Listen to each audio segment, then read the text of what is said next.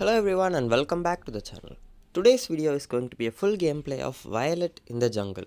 We'll also be rocking the Dimensional Breaker skin which is available for pendant in Clash of Titans.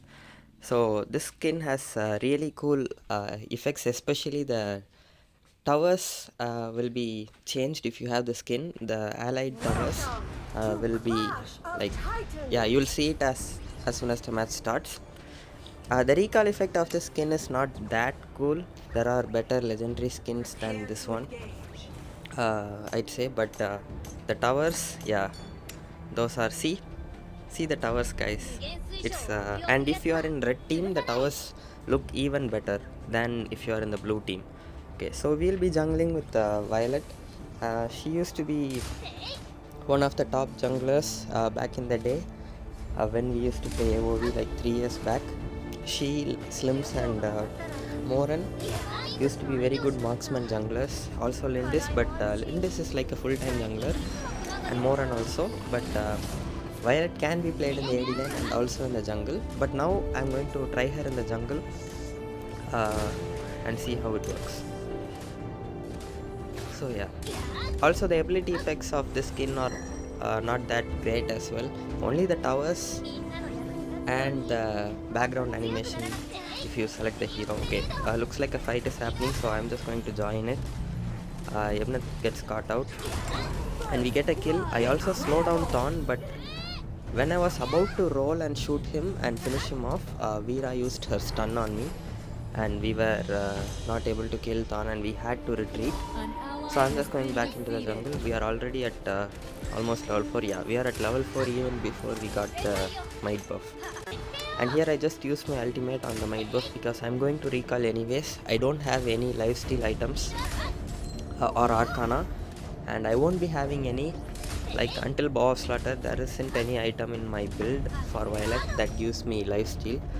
So I'm just going to recall, and yeah, there is nothing else for me to do. If I go to fight with this HP, I'll probably end up dying, and you don't want to die as a jungler in the early game, because if you die you are wasting a lot of time, and if I die now, I will also give my red buff to the enemy who kills me.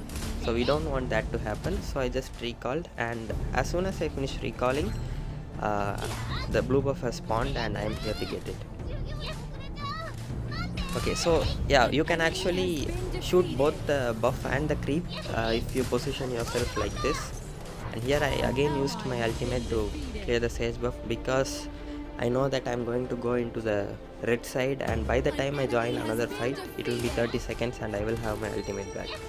And I checked to see if Ras is coming back to the lane, but he was showing no signs of coming back, so I decided to get the middle lane wave, and we are farming up pretty good.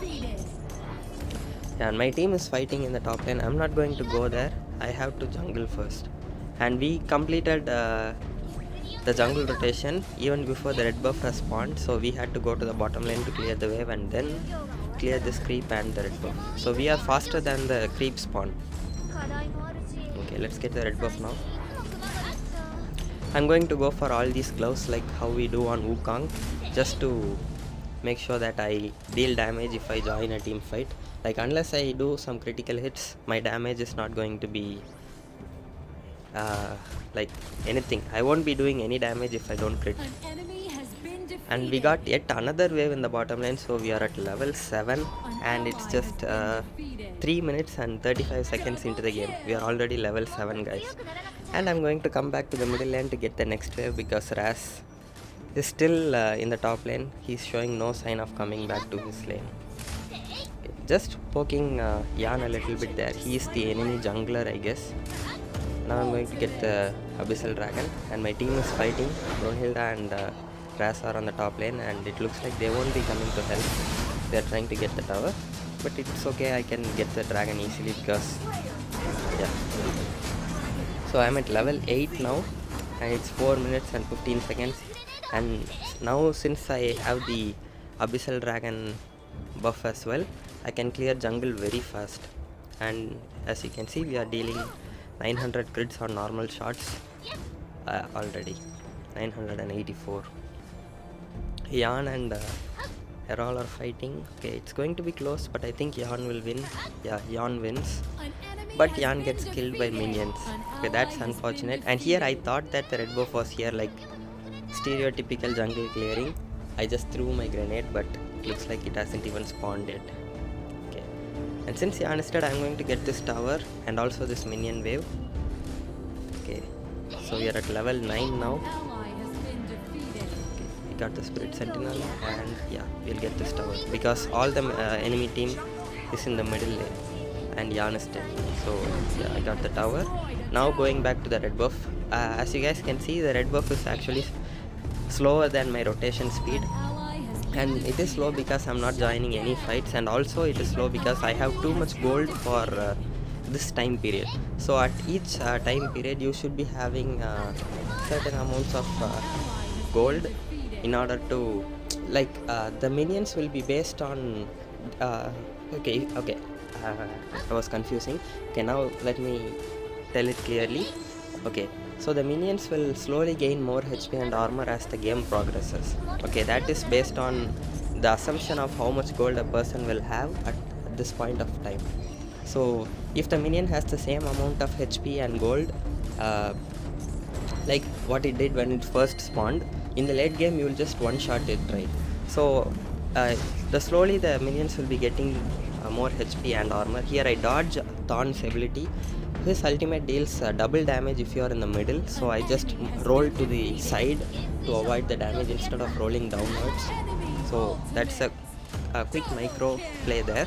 Okay, so coming back, so these creeps like get buffed as the time goes on, and I have too much gold for this time. Like at 6 minutes a person is not supposed to have this much gold, and I have because I've been clearing all the waves and all the jungle creeps.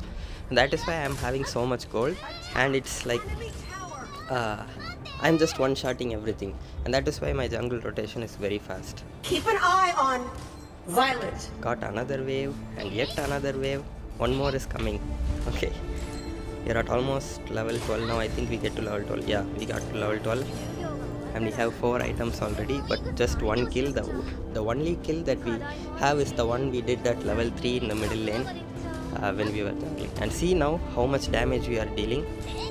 My team has been fighting ever since the start of the match. They are warriors who will never cease to fight. Okay. And see the abyssal dragon, guys, how fast it is dying. It is actually the second abyssal dragon that I'm going to get in this match, and see, it took like 8 seconds for me to kill it. And since I have the buff again, I'm going to just skim, I guess the word, skim through the entire jungle flawlessly. Okay, I think this is the first fight I'm going to join. Let's see.